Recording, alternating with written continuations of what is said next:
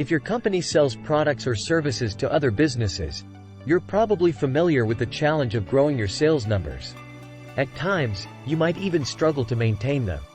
One way to put yourself in a better position to succeed is to diversify your approaches, so you're not limited to a single method by which salespeople interact with customers.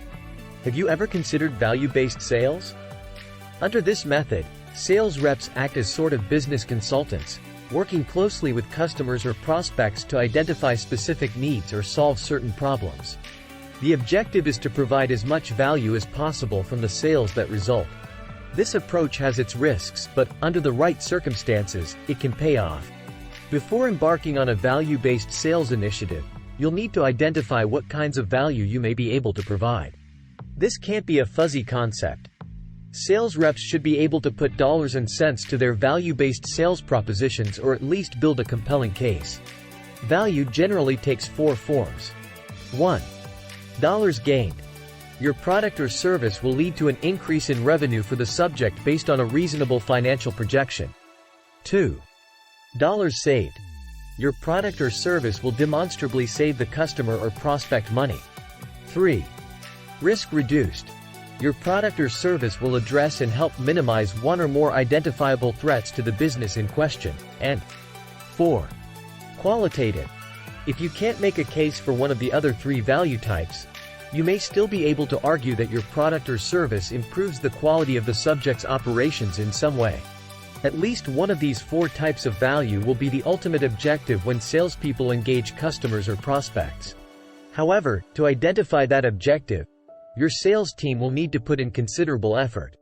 Perhaps the biggest downside of a value-based sales approach is that it's labor-intensive. As opposed to, say, making cold calls with a product or service list and a series of talking points, your salespeople will need to do a deep dive into targeted businesses. They'll need to learn details such as each company's mission, history, management structure, financial status, strengths and weaknesses. Then, when interacting with customers or prospects, they'll need to focus on education, both their own and the subject's. In other words, a sales representative will need to ask the right questions to learn as much as possible about the customer's or prospect's business needs and challenges. Meanwhile, the salesperson will need to act much like a consultant, informing the subject about industry trends, potential solutions, and perhaps how comparable companies have overcome similar issues. As you can see, value-based sales is more about relationship building and knowledge sharing than straight selling. Because of this, it can be a gamble.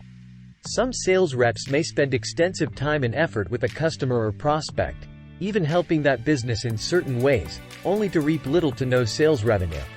On the other hand, when the approach works well, your company may be able to build a dynamic, long-lasting relationship with a lucrative customer. If value-based sales sounds like something that could benefit your business, discuss it with your leadership team and sales staff. You'll likely want to review your sales pipeline and determine which customers or prospects would be good fits for the approach. Contact us for help tracking, organizing, and analyzing your sales numbers.